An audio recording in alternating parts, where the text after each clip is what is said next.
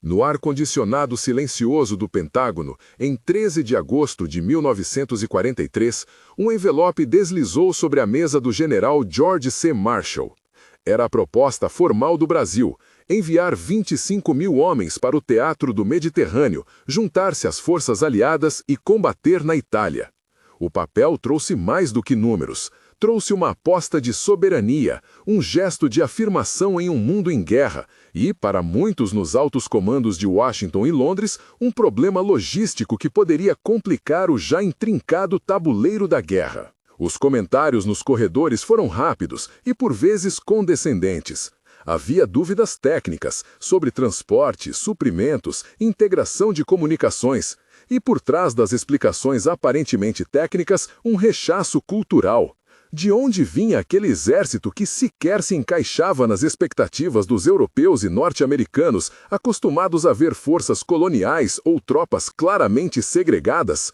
Para oficiais que imaginavam a guerra como um quebra-cabeça de divisões homogêneas e procedimentos conhecidos, a proposta brasileira parecia uma variável imprevisível. Do outro lado do Atlântico, em Brasília, a decisão de Getúlio Vargas tinha camadas que iam além da estratégia militar. Havia ambições diplomáticas, o desejo de solidificar a presença do Brasil no concerto das nações e, crucialmente, a necessidade de construir uma narrativa que unisse um país grande e diverso sob um único símbolo, a bandeira, que agora poderia tremolar em terras europeias ao lado das dos aliados. A Força Expedicionária Brasileira, a FEB, começou a se formar como resposta a essa conjunção de fatores: política, honra e a vontade de provar, no campo, que a pátria poderia corresponder às expectativas internacionais. Quando os primeiros contingentes embarcaram, a composição da tropa já denunciava a face do Brasil. Mulatos, negros, agricultores do interior, filhos de imigrantes europeus, rapazes das grandes cidades e do sertão, todos reunidos sob o mesmo uniforme. Para observadores estrangeiros, acostumados a exércitos estratificados por raça e classe, aquilo causava surpresa. Para o próprio exército brasileiro, representava um teste prático de unidade nacional. O choque cultural enfrentado pelos aliados não era apenas simbólico, era real e desconcertante para quem enxergava o mundo em categorias pré-estabelecidas. Não demorou para que a propaganda inimiga tentasse explorar essa diferença. Jornais e emissoras alemães soltaram mensagens que desumanizavam os soldados brasileiros, reduzindo-os a caricaturas e alimentando um preconceito que já existia nas relações coloniais e raciais do século XX. É preciso dizer isso com clareza. Esses ataques eram peças de guerra psicológica, destinadas a minar moral e criar medo. A própria menção a essas campanhas aqui se faz apenas para contextualizar a resistência contra um discurso que negava humanidade e coragem. A crítica histórica a essas iniciativas é imprescindível. Elas não dizem nada sobre o valor real daqueles homens nas trincheiras italianas. Os Estados Unidos entraram no processo oferecendo equipamento, treinamento e o know-how da guerra mecanizada. Oficiais brasileiros foram enviados a centros de treinamento, incluindo bases em Fort Worth e outros pontos onde se ensinavam as técnicas modernas de combate. Mas o tempo era curto, meses, não anos. O treinamento formal durou cerca de 3 meses para muitos pracinhas, um período que obrigou formadores e formados a absorverem rapidamente táticas de artilharia, comunicações rádio, coordenação com blindados e procedimentos de apoio aéreo. Não era o ideal, era o necessário. A pressa do preparo deixou cicatrizes e ensinou lições. Ao desembarcarem em Nápoles, cerca de 5 mil dos primeiros homens chamaram a atenção das câmeras e das lentes. Reportagens estrangeiras, quando mostravam a tropa brasileira, detinham-se muitas vezes na pele, nos traços mestiços, como se a aparência fosse a questão principal. Para os pracinhas que deixavam o Brasil, contudo, aquilo era secundário. As cartas que muitos escreveram, curtas, diretas, às vezes carregadas de humor em meio ao cansaço, revelam um desejo simples: sobreviver, cumprir a missão e, se possível, voltar para casa com a sensação de ter honrado o país. A logística americana trouxe armas, veículos e uma realidade operacional diferente do que muitos haviam imaginado. O equipamento era adequado, mas nem sempre familiar. A doutrina aliada previa coordenação estreita entre infantaria, artilharia e apoio aéreo. A FEB teve de assimilar essa integração sob pressão. Oficiais como o general João Batista Mascarenhas de Moraes, à frente do comando, souberam combinar a disciplina tradicional do Exército Brasileiro com a flexibilidade exigida pelo novo teatro de operações. Era necessário aprender a guerra moderna e fazê-lo rápido. No fronte, a montanha italiana impunha seu próprio ritmo. Monte Castelo, se erguendo como uma fortaleza de rochas e lama, estava entre as posições mais cobiçadas e temidas da campanha. Para as tropas aliadas, tomá-lo significava abrir caminho para outras investidas, para a FEB representar a chance de provar seu valor em combate real. O primeiro ataque brasileiro a Monte Castelo, porém, expôs a dureza do desafio. A montanha não cedia, as defesas alemãs, bem posicionadas, transformavam cada avanço em tragédia. Mortos e feridos se amontoaram, a geografia, a falta de experiência combinada com as limitações do treinamento apressado e condições meteorológicas adversas conspiraram contra o sucesso imediato. Mas ali, no meio do fracasso aparente, surgia outra face do exército brasileiro, a resiliência. Pequenas unidades, isoladas e sob fogo intenso, mantiveram organização e disciplina. Havia atos de coragem que as estatísticas não captam. O sargento que reagrupou seus homens para cobrir uma retirada. O jovem que levou reforço de munição correndo entre crateras e pedras. A comunicação improvisada por rádio que permitiu coordenar uma barragem de artilharia salvadora. A derrota tática não significou um colapso moral. Pelo contrário, serviu como material para o aprendizado coletivo. As lições foram rápidas e duras. Oficiais estudaram mapas, ajustaram horários de ataque, integraram os observadores de artilharia com maior precisão e passaram a usar pequenos grupos de assalto para flanquear pontos de resistência. Havia também uma introspecção. Reconhecer que muitos erros vinham da expectativa de repetir táticas padronizadas sem levar em conta o terreno e a experiência particular daqueles que enfrentavam a montanha. A FEB não se resignou ao fracasso, adaptou-se. Entre as vozes que tentavam explicar o que ocorria, havia relatos que mexiam com a sensibilidade dos aliados. Notícias vindas da linha de frente, cartas e fotografias começaram a pintar um retrato diferente do que havia sido previsto nos gabinetes de Washington. Oficiais americanos, que haviam olhado com reserva para o contingente brasileiro, passaram a reconhecer sinais de um profissionalismo forjado na adversidade.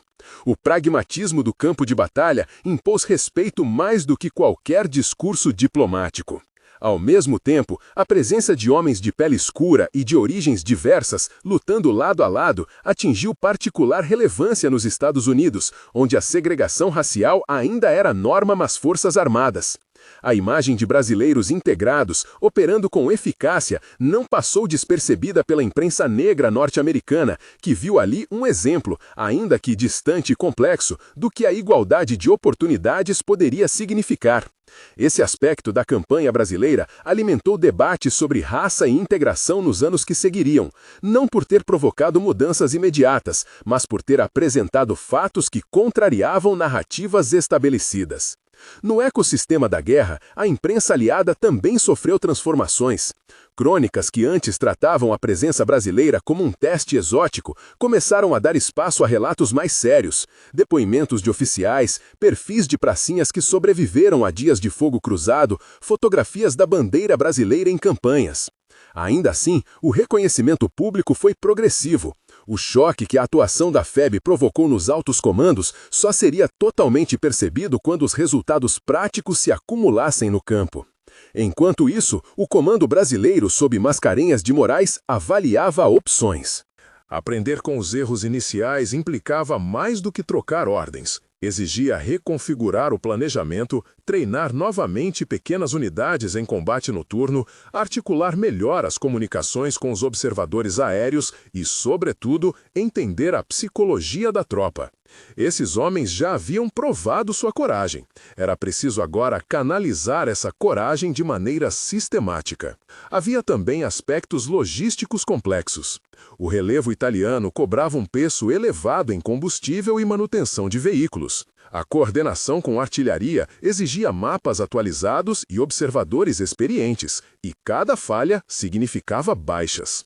Para muitas das unidades brasileiras, a experiência prática de atravessar planícies e subir encostas sobre fogo era pela primeira vez vivenciada em escala industrial. Os cortes de tempo para bater e reagrupar eram tão decisivos quanto a própria força bruta. No calor dessas decisões táteis, surgiram personagens que personificariam a mistura de improviso e profissionalismo que a FEB precisou cultivar. Capitães de reconhecimento mecanizado, entre eles Plínio Pitaluga, conhecido por sua capacidade de conduzir unidades rápidas em terreno difícil, tornaram-se cruciais para desbravar caminhos, sondar defesas inimigas e retornar com informações que alteravam o curso de manobras. Homens de infantaria que aprenderam a se mover em pequenos grupos revelaram um estilo de combate próximo ao que se veria com maior ênfase nos meses seguintes. Ataques sincronizados, infiltrações noturnas e uso seletivo da artilharia. A maior narrativa estratégica, porém, se desenrolava em outra escala. O teatro da Itália era um quebra-cabeça de colinas, estradas estreitas e fortalezas naturais. Para um comandante, cada movimento implicava risco. Para o soldado, cada passo carregava o potencial de ser o último. A tensão entre a necessidade de avançar e a cautela exigida pelas defesas adversárias gerou debates no comando aliado. Alguns queriam rotas mais diretas, outros insistiam em cercos e desgaste. Para a FEB, a margem de erro era pequena. Um avanço mal calculado poderia redundar em baixas desmoralizadoras, mas a inércia poderia significar manter a reputação do contingente como marginal no esforço de guerra. No íntimo das trincheiras, contudo, a experiência humana pulsava com detalhes que as conferências estratégicas não captavam.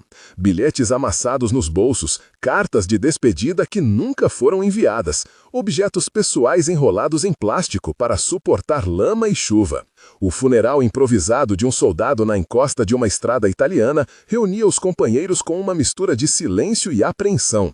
O rito de enterrar os mortos era também um lembrete de que aquela guerra exigia sacrifícios concretos e não apenas teorias de comando. E foi justamente esse conjunto de elementos, a determinação individual, a capacidade de adaptação tática e a liderança que buscava integrar essas forças, que transformou a imagem do contingente brasileiro, primeiro a olhos cautelosos e depois a olhos de respeito. O primeiro ciclo da campanha terminou com impressões contraditórias. Havia dor pelos que se perderam e havia, simultaneamente, a semente de uma reputação que começava a florescer. Se, no início, Washington e Londres tinham olhado para a ideia do Brasil como um fardo adicional, agora se via um contingente que não apenas aprendia, mas que também influenciava práticas aliadas. Oficiais americanos passaram a relatar com mais atenção os movimentos brasileiros. Avaliações posteriores da campanha alemã mostraram respeito pela capacidade de manobra e pela disciplina demonstrada. Entre os próprios pracinhas, crescia a sensação de que a missão não era apenas cumprir ordens internacionais, mas escrever um capítulo da história nacional que eles queriam que fosse lembrado. Mesmo com esses ganhos, os desafios continuavam. A aprendizagem era um processo que exigia tempo e sangue. A opinião dos aliados mudava em ritmo desigual, às vezes impressionada por pequenos triunfos, outras vezes freada por retrocessos inevitáveis. Para muitos comandantes da FEB, a resposta estava em uma combinação clara: corrigir erros táticos, manter a unidade e preparar ofensivas que considerassem o conhecimento acumulado no campo. O momento seguinte exigiria não só coragem, mas também precisão. Enquanto as noites italianas caíam sobre acampamentos improvisados e rádios sussurravam ordens entre unidades, o comando brasileiro começava a esboçar uma nova estratégia para retomar posições cruciais. A ideia era simples em palavras e complexa na prática. Evitar ataques frontais massivos sem suporte adequado, priorizar infiltrações, utilizar artilharia com mais coordenação e criar pequenas frentes que pudessem desgastar a defesa inimiga antes do golpe final. A experiência dos meses anteriores serviu como base de construção. O preparo era visível em acampamentos onde oficiais corrigiam mapas, onde sargentos treinaram soldados em novos procedimentos de tiro e onde veículos foram mantidos em longas noites de mecânica sob luz de lamparinas. Eram cenas de reordenação e de esperança prática, a crença de que, desta vez, a estratégia poderia se alinhar com a vontade dos homens que iriam executá-la. No interior dessa expectativa, havia também o peso da responsabilidade de provar, mais uma vez, que a presença brasileira naquele teatro de guerra não era um capricho diplomático, nem uma experiência exótica, mas uma força que aprenderia a transformar sacrifício em resultado. Se o duelo inicial com Monte Castelo havia sido uma lição, o país inteiro esperava pelo momento em que essa lição se transformaria em conquista mensurável. O impacto simbólico de içar a bandeira no pico que havia resistido a tantos era óbvio. Seria o sinal de que a febril aposta de enviar 25 mil homens não fora em vão. Também representaria de modo mais profundo o fim de uma narrativa provocada por descrédito, a prova de que uma nação diversa poderia, unida, enfrentar o desafio mais duro que lhe fora proposto. Mas a história de aprendizado e adaptação estava longe de terminar. Entre cartas, ordens e reparos em veículos, surgia a sensação de que um momento decisivo se aproximava. Não apenas para a FEB, mas para a forma como o mundo olharia para o Brasil. O que vinha depois exigiria a soma de disciplina, inovação tática e uma confiança que já havia sido testada pelos rigores da montanha e do inverno. As ferramentas estavam sendo afiadas, as peças no tabuleiro reposicionadas. A próxima manobra, pensavam os planejadores, precisava ser executada com precisão para transformar o esforço suportado até ali em vitória concreta. Se, ao desembarcar em Nápoles, muitos tinham lido nas reações alheias mais descrédito do que esperança, agora a atmosfera começava a mudar. O ceticismo alheio dava lugar a uma vigilância respeitosa, uma observação que tentava medir se aquilo que nascia como resistência poderia, enfim, se consolidar em triunfo. A tensão crescia. De um lado, os que tinham de provar, de outro, os que aguardavam para ver se a cobra realmente fumaria. Nos dias que antecederam a próxima investida, os acampamentos ressoavam com ordens revisadas, com treinamentos remodelados que simulavam as condições mais duras, e com conversas curtas entre os homens sobre mães, filhos e sítios que pareciam distantes num mapa. Havia também um silêncio carregado nas unidades que haviam perdido muitos, um silêncio que, paradoxalmente, alimentava a determinação dos que ainda lutavam. A sensação era de que algo grande se aproximava, e quem comandava sabia que não bastaria repetir o que já fora tentado. Era preciso transformar experiência em execução. Naquele limiar, o Brasil observava e esperava. Em Washington e em Londres, olhares menos condescendentes avaliavam as próximas movimentações. Para muitos pracinhas, a motivação vinha de algo que não era apenas reconhecimento internacional. Era a necessidade íntima de provar para si mesmos que a coragem e o esforço tinham propósito. Era o grito de resistência de que falava o país, pronto para se fazer ouvir em alto e bom som no solo pedregoso da Itália. E assim, com a respiração contida do comando e a atenção vigilante das tropas, a FEB começou a alinhar suas forças para o que viria a ser uma nova tentativa. Desta vez, com a aprendizagem do passado como guia. A tensão crescia nas horas que antecederiam a ofensiva. Peças acertadas, ordens verificadas, corações prontos, mas a história ainda guardava o teste final que confirmaria se aquela resistência se transformaria em algo que, de fato, chocaria não apenas os aliados, mas também os próprios olhos do mundo. O ataque que sucedeu aos ensaios e correções não foi apenas mais uma operação. Foi a prova concreta de que aprendizado e disciplina podiam transformar uma tentativa frustrada em um trunfo com impacto simbólico. A segunda investida sobre Monte Castelo foi planejada com cuidado, combinando o que a FEB aprendera nos meses anteriores: artilharia calibrada, movimentos de infiltração em pequenos grupos e uma coordenação mais íntima com observadores aéreos e artilheiros aliados. Não se tratava de repetir a mesma ousadia, mas de executar com precisão aquilo que a experiência havia ensinado a construir.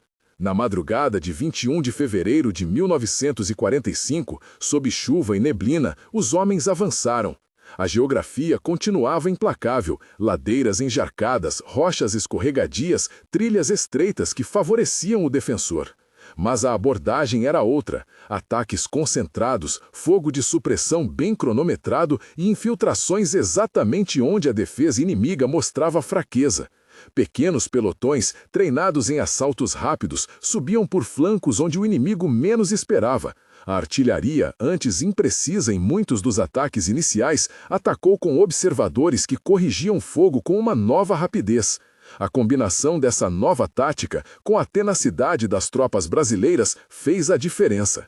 As histórias em primeira mão, aquelas que chegaram em cartas amassadas e em relatos orais, falam de homens que escalaram encostas empunhando fuzis encharcados, de sargentos que, no escuro e na lama, reorganizaram patrulhas para manter as linhas de comunicação, e de atiradores que, posicionados em nichos de pedra, deram suporte decisivo ao avanço.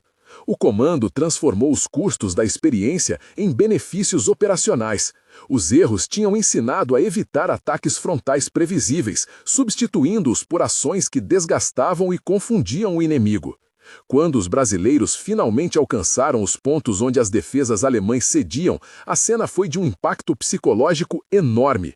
Não foi um rompimento limpo e teatral, foi uma conquista suada, feita de pequenos trunfos coordenados. À medida que o dia clareava, soldados erguiam a bandeira brasileira sobre o pico, um gesto que, mais do que sinalizar uma tomada territorial, serviu como um estandarte de confirmação. Aquilo que muitos haviam duvidado pudera sim ser feito. O 21 de fevereiro de 1945 entrou para a memória coletiva da FEB como um marco que mudou a percepção dos aliados. A cobra, que antes era motivo de piada, agora deixava um rastro de fumaça respeitável. Nos acampamentos e nas salas de comando, o efeito foi palpável. Relatórios cruzaram o Atlântico, ofícios para Washington, telegramas para Londres, recortes de jornal enviados ao Brasil. Oficiais americanos e britânicos anticéticos reavaliaram as capacidades daquele contingente que havia aprendido rápido e mostrado disciplina sob fogo. E as vozes vindas do fronte passaram a ter maior peso nas avaliações. A prática do combate, com suas amarguras e vitórias, mostrou-se mais persuasiva do que qualquer previsão teórica feita atrás de uma mesa. Mas a vitória em Monte Castelo não era apenas um ponto no mapa, era uma transformação interna. Para os soldados que subiram a montanha, para os que ficaram nas linhas de retaguarda e para as famílias que acompanharam as notícias do outro lado do oceano, a bandeira no pico era um sinal de que a aposta do país havia valido o preço daquelas vidas sacrificadas. A narrativa nacional se ajustava.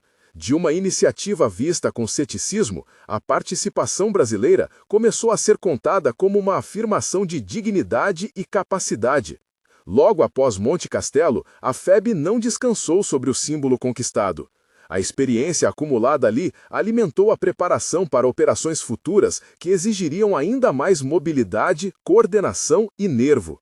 Era preciso manter a pressão sobre um inimigo em retirada e, ao mesmo tempo, assegurar que o contingente brasileiro continuasse a ganhar respeito entre aliados, inimigos e entre si próprio. Nas planilhas de operações, um dos objetivos seguintes encontrava-se ao norte, a região de Fornovo de Taro, passo estratégico para as linhas alemãs no Vale do Pó. Ali, a possibilidade de envolver e neutralizar formações inimigas ainda intactas possibilitaria não apenas ganhos táticos, mas uma vitória de maior alcance. A captura de um grande contingente inimigo inteira, com armas e suprimentos, seria um dos fatos que realmente alterariam a percepção internacional sobre a FEB. Mascarenhas de Moraes, ciente da oportunidade, articulou movimentos que combinavam a mobilidade recém-dominada com a experiência de reconhecimento mecanizado. O plano, embora audacioso, fundava-se nas lições de Monte Castelo. Evitar choques frontais desnecessários, privilegiar a mobilidade e a surpresa e coordenar fogo e movimento com precisão. A preparação para Fornovo incluiu longas marchas, ajustes de logística e um uso intensivo de unidades mecanizadas de reconhecimento. O capitão Plínio Pitaluga, cuja habilidade com pequenas unidades móveis já havia se tornado conhecida, teve papel determinante. Seus homens, em viaturas leves, sondaram rotas, contornaram pontos de resistência e abriram caminhos para as tropas que viriam atrás.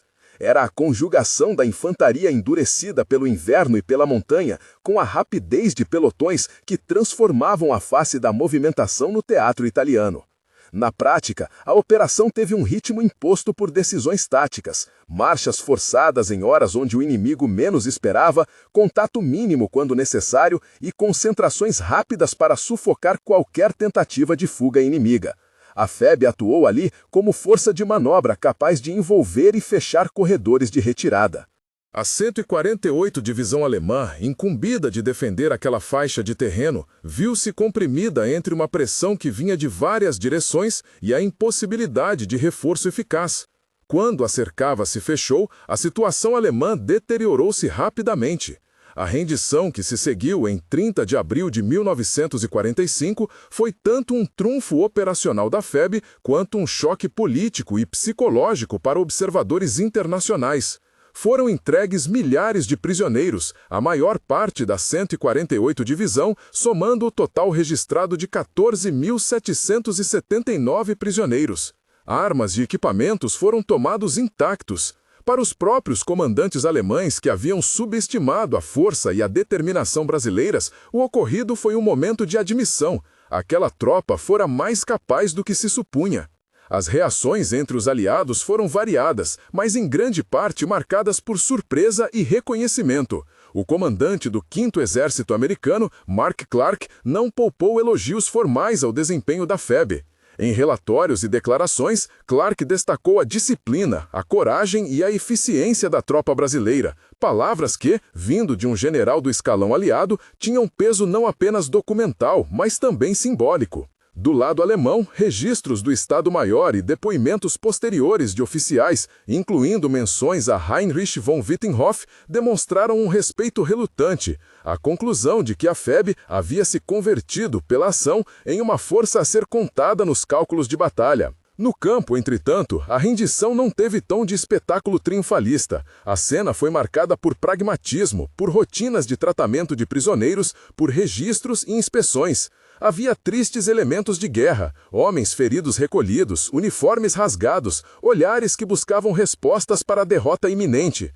Ainda assim, aqueles quadros operacionais serviram para consolidar uma narrativa que atravessaria o Atlântico, de que o Brasil não havia sido um experimento fracassado, mas um ator capaz de conduzir operações significativas e de produzir resultados materiais que alteravam o equilíbrio local. Dentro da própria FEB, o episódio reforçou o sentimento de missão cumprida e trouxe, simultaneamente, um reconhecimento prático por parte dos aliados. A imprensa aliada, que já havia começado a reavaliar a presença brasileira após Monte Castelo, agora dedicou atenção às imagens de prisioneiros, ao volume de material capturado e aos relatos oficiais. O choque para Washington e Londres teve um componente técnico, a constatação de que a logística brasileira e a experiência adquirida em combate transformaram uma promessa inicial em capacidade real. Mas nenhuma análise completa estaria sem inserir a dimensão humana daquele momento. Entre os homens que marcharam para Fornovo e participaram do cerco, havia histórias que, se reunidas, desenhariam um mosaico de sacrifício, coragem e pragmatismo.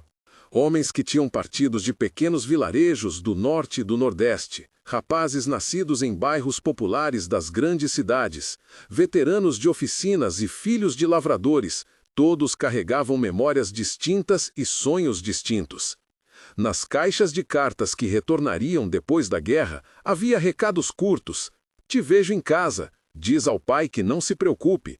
E em muitas delas, a sensação de que haviam participado de algo maior do que sua própria compreensão momentânea. O impacto desse episódio, no entanto, não se esgotou no teatro europeu. De volta ao debate internacional, as imagens de tropas integradas e eficientes, negros, mestiços, filhos de imigrantes, operando com disciplina ao lado de aliados ocidentais, começaram a reverberar em campos onde a segregação ainda era hegemônica. Nos Estados Unidos, onde as Forças Armadas mantinham políticas de separação racial, a imprensa negra acompanhou com particular atenção as notícias vindas da Itália.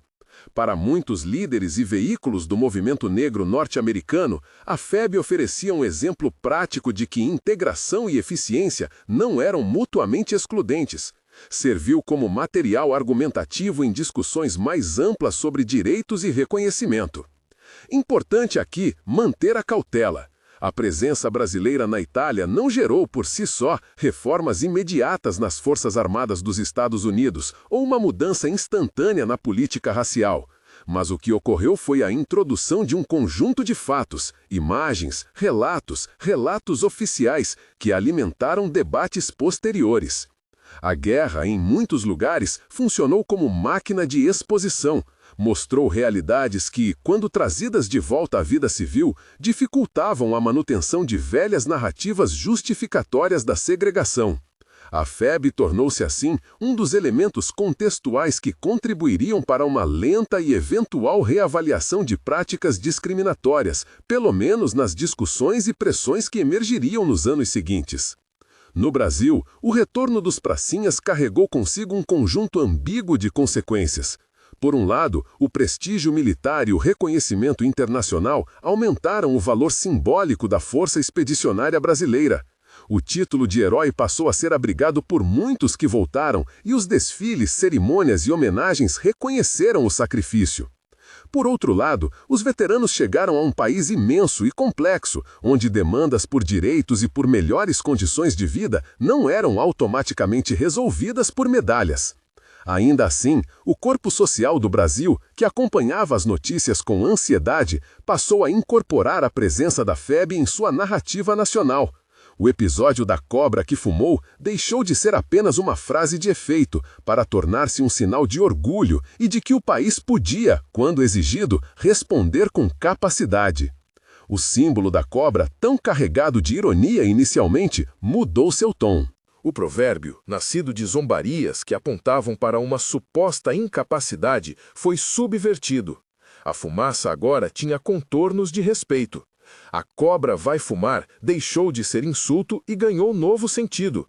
Transformou-se em grito de resistência, em declaração de que não se subestimasse um povo que lutava por reconhecimento.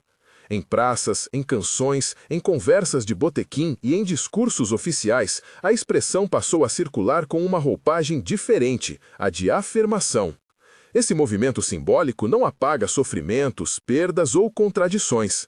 Ele sim mostra como símbolos podem ser reaproveitados para afirmar dignidade diante da descrença.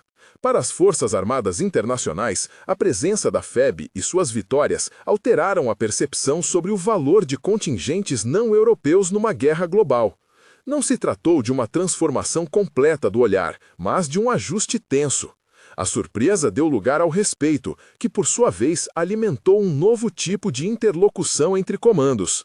Relatórios de Winston Churchill e de oficiais em Londres passaram a tratar com mais cuidado as competências das tropas enviadas pelos chamados países menores ou periféricos no cenário internacional da época. Para os estrategistas, a febre da guerra havia mostrado que a adaptabilidade e o espírito de corpo podiam compensar lacunas de tempo de treinamento ou familiaridade com equipamentos. Ainda assim, não seria correto reduzir o legado da FEB a meros ganhos de prestígio militar. Havia, na volta dos pracinhas, demandas internas por reconhecimento material e por políticas que atendessem às necessidades daqueles que haviam arriscado a vida. A relação entre o Estado e os veteranos passou a integrar uma agenda que culminaria, com o tempo, em discussões sobre assistência, benefícios e memória. Memorializações começaram a surgir, placas, registros, memoriais que buscavam fixar no tempo a presença daqueles que foram além do imaginado. A história também deixou marcas nas próprias Forças Armadas brasileiras. A experiência na Itália serviu para modernizar práticas, rever doutrinas e pensar a tropa como algo que representava toda a nação. Numa conjuntura nacional marcada por tensões políticas, o retorno de militares experientes em operações internacionais trouxe ao debate a ideia de uma instituição com rosto mais plural, embora as transformações sociais em larga escala exigissem um tempo mais longo do que a mera vitória militar poderia garantir. No campo simbólico, a rendição da 148ª Divisão e os elogios de comandantes como Mark Clark foram incorporados ao repertório de provas que alimentavam a autoestima nacional. A narrativa construída a partir desses episódios, a de que o Brasil provou seu valor, ganhou espaço em livros, em memórias e em relatos orais. Ao mesmo tempo, relatos críticos continuaram a apontar para as contradições. Condições de retorno difíceis para muitos veteranos, a persistência de desigualdades sociais e raciais e a inevitável perda de vidas que nada repara. Há também um ponto que exige atenção. A propaganda inimiga e as vozes racistas que tentaram desumanizar os brasileiros não desapareceram simplesmente porque foram contrariadas em combate. O enfrentamento foi mais amplo, envolveram vitórias terrestres, argumentos morais e a lenta erosão de estruturas de pensamento que sustentavam hierarquias raciais. Documentos e discursos conservadores reagiram, tentaram minimizar, relativizar ou apenas não dar o destaque devido aos feitos brasileiros. A história, porém, encarrega-se de acumular fatos, e a soma desses fatos, com o tempo, tende a ajustar percepções. Em termos pessoais, as memórias dos pracinhas que sobreviveram mostram uma ambivalência profunda. Orgulho por ter participado de algo maior, tristeza pelos companheiros que não voltaram, frustração por dificuldades encontradas ao regressar. Suas cartas, depoimentos e participações em associações de veteranos moldaram parte da memória nacional, ao mesmo tempo em que alimentaram reivindicações e debates civis. Eles foram, ao final, atores de uma narrativa que transbordava o militarismo. A FEB ajudou a exibir o Brasil para o mundo e, em retorno, fez com que a sociedade brasileira tivesse de se confrontar com o valor desses homens e com o que lhes pertencia por direito, não apenas honras simbólicas. O reconhecimento internacional, por fim, teve um efeito prático. Relatórios de inteligência e de avaliação militar passaram a incluir a FEB como referência em manobras de cerco e em operações de infiltração coordenada. Isso não levou a uma mudança universal de paradigmas militares, mas criou pontos de diálogo técnico entre oficiais brasileiros e aliados que foram além da cordialidade protocolar. A reciprocidade do reconhecimento militar estabeleceu laços profissionais que se estenderiam pelos anos seguintes, influenciando treinamentos conjuntos e trocas de doutrina. Quando refletimos sobre o que significou o grito de resistência dos brasileiros que chocou americanos e britânicos, devemos fazê-lo com múltiplas camadas de entendimento. Houve, sem dúvida, o componente operacional, vitórias concretas, prisioneiros capturados, posições tomadas. Houve também a dimensão simbólica, imagens que contrariaram expectativas, a transformação da expressão "a cobra vai fumar" de escárnio em galope de orgulho. E houve, talvez mais importante, o componente humano. Homens que transformaram medo em disciplina, improviso em tática e uma decisão política em suor, sangue e história. O legado, portanto, não é unívoco. Ele mistura celebração e luto, reconhecimento e reivindicação, honra e exigência. Mas há uma lição que emerge com clareza. Subestimar uma força porque ela nasce de um país diverso, porque sua tropa é plural ou porque seus meios parecem insuficientes é um erro que a história frequentemente corrige. A experiência brasileira na Itália de 1944-45 mostra que a vontade coletiva, combinada com aprendizagem rápida e liderança coerente, pode reverter prognósticos e provocar choque até nos mais bem apetrechados salões do poder. O símbolo final dessa transformação talvez resida justamente na imagem que atravessa os relatos. A bandeira tremulando no pico de Monte Castelo, os prisioneiros alemães sendo contabilizados em Fornovo, as palavras de reconhecimento de um general aliado. Esses quadros, guardados em fotos amarelecidas, em documentos oficiais ou no testemunho de quem viveu a guerra, compõem o testemunho de que a história pode surpreender quando menos se espera. Hoje, ao lembrar desses episódios, cabe-nos um gesto duplo. Reconhecer o feito, com toda a reverência que a coragem exige, e, ao mesmo tempo, manter vigilância crítica sobre as narrativas que try to simplify complexos humanos e sociais. Honrar os pracinhas é também lembrar as dificuldades que muitos enfrentaram ao voltar, as contradições internas da nação e a necessidade de transformar reconhecimento simbólico em políticas reais de apoio. Se há uma chamada final que precisa ser feita a quem escuta essa história, é a do respeito pela memória e pelo aprendizado que ela traz. Não se trata apenas de celebrar vitórias, mas de entender as condições que as tornaram possíveis e as obrigações que daí nascem. Cuidado com os que lutaram, estudo permanente sobre o que funcionou em táticas e logística, e a preservação da memória para que as lições não se percam no tempo. A cobra, que antes foi motivo de escárnio, fumou e deixou sua fumaça inscrita em páginas de história. Esse gesto, a fumaça no ar, o estandarte no pico, a rendição em Fornovo, converteu um bordão em um aviso: não subestime quem luta por reconhecimento. Foi esse grito de resistência que, por um período, chocou os olhares americanos e britânicos, e foi esse mesmo grito que convidou o Brasil e o mundo a olhar com mais seriedade para a capacidade e dignidade daqueles que, longe de casa, provaram seu valor. Se essa história tocou você, se quiser que outras narrativas de heróis esquecidos ganhem voz por aqui, inscreva-se no canal e fique conosco para mais episódios como este. Hoje, mais do que celebrar vitórias, lembramos das vidas que foram dadas, das marcas que ficaram e do chamado à responsabilidade coletiva. A memória da FEB na Itália é um ponto de encontro entre orgulho e dever. Orgulho por ter cumprido uma missão que muitos duvidaram. Dever de lembrar sempre que por trás dos números, das estratégias e dos símbolos havia pessoas. E é por elas que a história deve seguir sendo contada, com respeito, com precisão e com a honestidade de quem busca aprender. Compartilhe esta história com alguém que precisa conhecer esse capítulo da nossa história. Comente qual momento mais te impressionou e volte para ouvir mais relatos que mostram que, quando um povo se une para provar seu valor, até os mais poderosos podem se surpreender.